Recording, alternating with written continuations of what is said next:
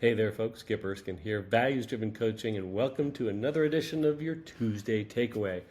This is Make the Rest of 2026 Your Best Yet. Now, this is understanding the premise that we're 2/3 of the way through the year, and I know for some of us, the year has just flown by. For others, it can't go by fast enough, but usually if you're in sales, you want a little bit more runway to work with so you can close out your year and make it the best year ever. How do you do it? How do you do it? 4 months away is plenty of time. We call it the final four. To build momentum, sharpen your sales approach, and to finish stronger. I'm going to show a couple of keys as to how refinement in your sales process can actually help propel the balance of your year to really hit the mark for you. So let's talk about that, shall we? The September reset. 8 months behind you, 4 meaningful months ahead. January is not the only time to begin again. So just thinking where you are, looking at September, you remember, gives your team a useful moment to look at what's working. So you got 8 months to look back. In property management speak, when we did forecast, we did an 8+4. So 8 months of actuals and 4 months of forecast. So that's what we're looking at now. What was meaningful? What was working for you?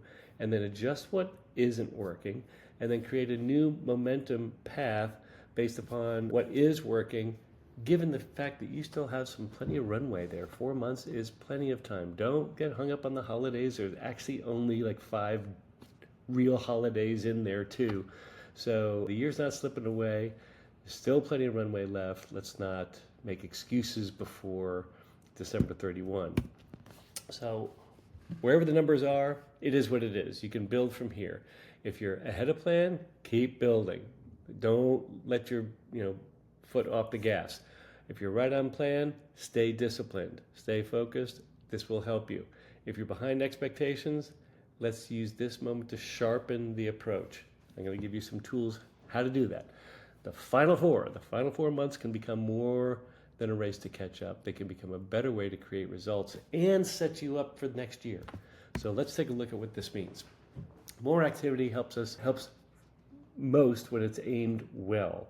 So now's not the time to hit the shotgun and play the numbers game.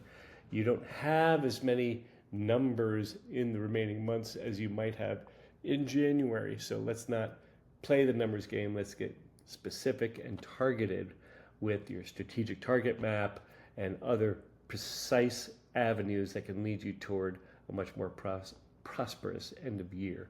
More conversations, stronger follow-up, better introductions, clearer proposals. So get refined.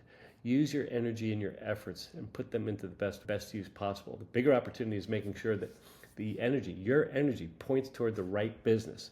So that's the right property, that's the right client, that's the right opportunity, and not just chase anything that's shiny. So when focus improves, effort becomes more productive. So being more selective will actually end up getting you more of the right business. The goal is not simply to sell more, it's to win and retain and grow.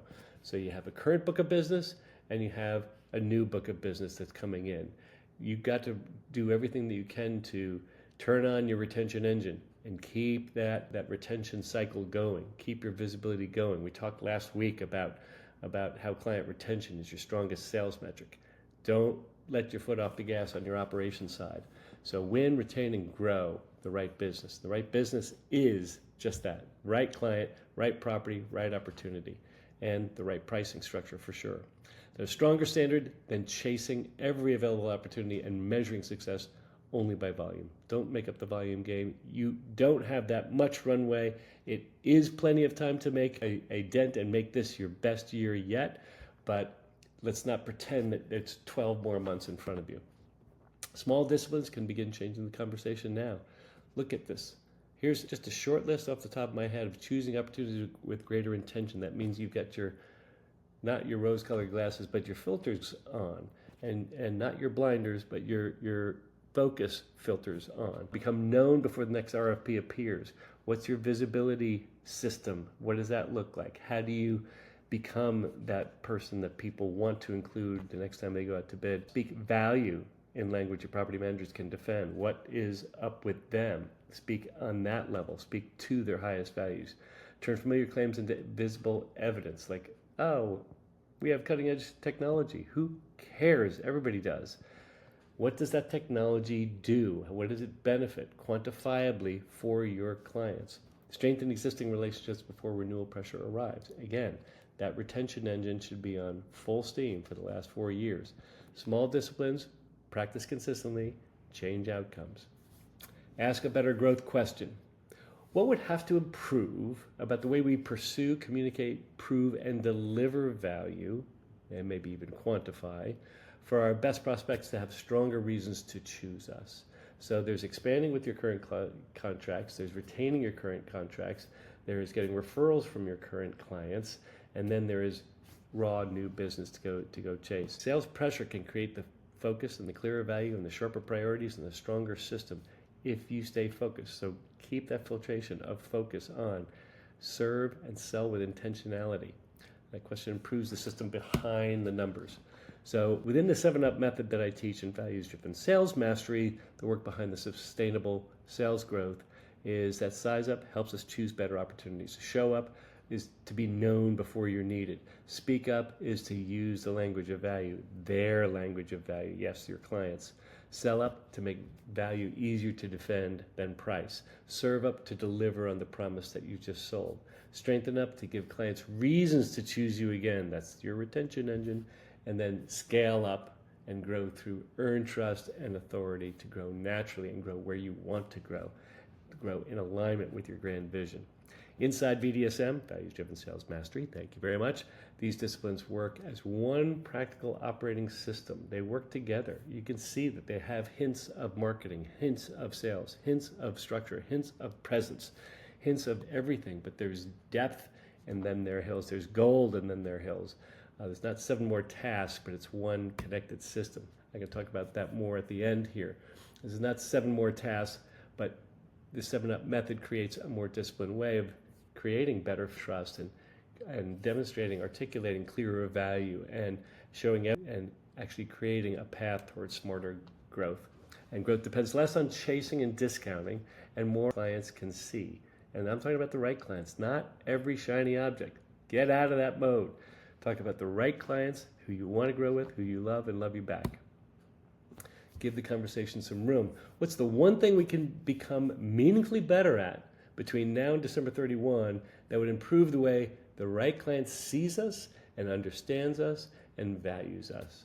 And when you can make value visible, we can have that conversation in that room and just talk about how to qualify, how to talk and become fluent in values, how to kick in that visibility system, and then you'll be known before that RFP and the proposals go out the door. Identifying it now gives your team 4 months to act on it. This is not a desperation move. This is not, we better make it. This is not a threat. This is not anything other than confident. You're the subject matter expert. You're confident in your field, you're confident in your quality, you're confident in your teams, you're confident in what you're selling, you're confident in the value proposition that you're demonstrating, you're confident in the metrics that matter to your property managers, you're confident in your ability to communicate that value, and then you got this. You got this. And if you need help, that's where Values-Driven Sales Mastery begins. Next Wednesday, it starts on September 9th. Enrollment is open now and it will close on that Wednesday. So in VDSM, we go deeper into choosing better fit opportunities, into speaking value with greater clarity, strengthening existing relationships, building a visibility system before the RFP, turning claims into proof, and then growth through earned trust. So watch this takeaway, share it with your team, and then enroll in more of these. Book a sales call if you need to talk to me about this. It's a strategy session. When I said sales call, I meant sales strategy session. It's a sales strategy call. If you book that with me, I can explore where you are and where you're going, where you're likely to go, and then whether or not BDSM is the right tool for you. So that's basically it, my friends. Thank you for watching Get Burskin Values-Driven Coaching. And this has been another Tuesday takeaway, and I thank you for the value of your time, and I hope to see you in VDSM. I'll see you soon.